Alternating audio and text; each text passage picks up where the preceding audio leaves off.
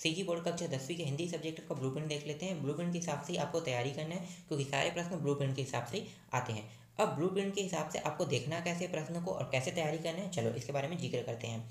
तो यहाँ पे आपको ब्लूप्रिंट दिखाई दे रहा होगा। अब हम यहाँ पे जाते हैं यूनिट को देखते हैं। तो यहाँ पे टोटल 1 से 10 यूनिट है। अब इस 1 से 10 यूनिट में कुल जो प्रश्न आएगा वो 18 प्रश्न आएगा। अब पहला यूनिट देखते हैं। तो पहला यूनिट में देखो, पहला यूनिट में 2 अध्याय है। इन दोनों अध्यायों से प्रश्न आएंगे। कुल 8 नंबर का प्रश्न आएगा। 1 नंबर के 2 प्रश्न आएंगे, 2 अंक के 1 प्रश्न आएगा, और 4 अंक के 1 प्रश्न आएगा। तो आपको इसी तरह से पढ़ाई करना है। 1 नंबर के 2 प्रश्न आ रहे हैं, मतलब आपको पता है कि या तो 1 नंबर के जो प्रश्न है या तो वो सही विकल्प रहेगा, दूसरा खाली स्थान रहेगा, या फिर वहाँ पे वस्तुनिष्ठ प्रश्न रहेगा। तो यहाँ पे तीनों में से कोई एक हो सकता है ये। तो इसी प्रकार से आपको ये सजेस्ट करना है कि ये ऐसे आता है, ठीक है। 2 नंबर के प्रश्न आपको आसानी से मिल जाएगा, 4 नंबर के प्रश्न आसानी से मिल जाएगा। इसी तरह से देखो इकाई 2 में भी 8 नंबर के प्रश्न हैं। तो 1 नंबर के 2 प्रश्न आएंगे, 2 नंबर के 1 प्रश्न आएंगे, और 4 नंबर के 1 प्रश्न आएगा। तो इसी तरह से आपको तैयारी करते जाना है। तो 1-1 नंबर के जितने भी प्रश्न हैं, ठीक है। यहाँ पे कुल इकाई हम देख लेते हैं। 1 से लेके मैं अगर यहाँ पे 8 इकाई तक देखता हूँ, तो ये सभी के सभी क्या है, ये सभी के सभी अध्याय हैं।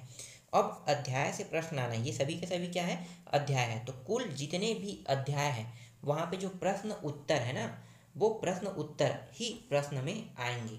तो आपको क्या करना है, प्रश्नों के उत्तर बनाना है। अब यहाँ पे देखो, पहले क्या होता था, जीवन परिचय आता था, बहुत सारी चीज़ें आती थी। लेकिन अब जीवन परिचय वाले जो टॉपिक है वैसे कुछ नहीं आता है, उसे हटा दिया है।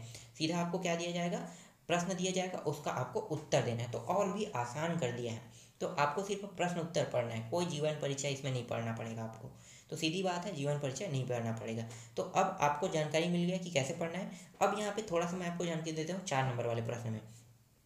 4 नंबर के प्रश्न आएंगे, तो 4 नंबर के जो प्रश्न आएगा उसमें एक प्रश्न जो हो रहेगा वो रहेगा गद्य या पद्य रहेगा। देखो क्लियर नहीं बताया कि 4 नंबर में कौन से अध्याय से गद्य या पद्य आएगा, लेकिन आपको यहाँ पे ये देखना है कि इनमें से किसी एक में गद्य या पद्य प्रश्न आएगा। तो यही चीज़ आपको देखना है। तो यहाँ पे देखो इकाई 1 में है 4 नंबर के प्रश्न, इकाई 2 में है, इकाई 5 में है, इकाई 6 में है, और इकाई 7 में है। तो इन पाँचों इकाइयों में 4 नंबर के प्रश्न कहीं से भी आ सकता है। बाद में मैं इसकी जानकारी दे दूंगा, कहाँ से आएगा, कौन सा प्रश्न आएगा, ये भी मैं बाद में आपको बता सकता हूँ। फिलहाल अभी मेरे पास जानकारी मैं अभी इकट्ठा कर रहा हूँ। अभी मेरे पास कोई जानकारी नहीं है, लेकिन बाद में आपको मिल जाएगी कि कौन सा प्रश्न आ सकता है वहाँ पे। इसके बाद यहाँ पे देखो 5 नंबर के प्रश्न में आते हैं इकाई 9 में।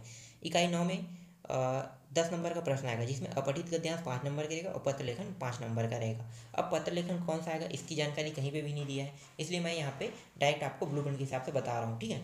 तो बाद में मैं इसकी भी जानकारी दे दूँगा कि कौन सा पत्र लेखन आएगा। फिर यहाँ पे देखो निबंध भी है, एक निबंध आएगा और 8 नंबर के आएगा। तो आपको निबंध भी तैयारी करना है, ठीक है। तो इस तरह से आपको ब्लूप्रिंट देखना है और ब्लूप्रिंट के हिसाब से तैयारी करना है। अब मैं आपको बता देता हूँ कि आपको पढ़ना क्या है। तो आपको सिर्फ परीक्षा बोध पढ़ना है, वो बाकी चीज़ जितने भी चीज़ है वो सब छोड़ दो। परीक्षा बोध में पूरा प्रश्न का आंसर मिल जाएगा और परीक्षा बोध से ही पूरे प्रश्न आएंगे। सिर्फ 1 नंबर के प्रश्न के अलावा सारे प्रश्न परीक्षा बोध से आते हैं। तो आपको क्या पढ़ना है, सिर्फ परीक्षा बोध, ठीक है। तो परीक्षा बोध में मिल जाएगा, इसलिए परीक्षा बोध आप लोग देख लेना।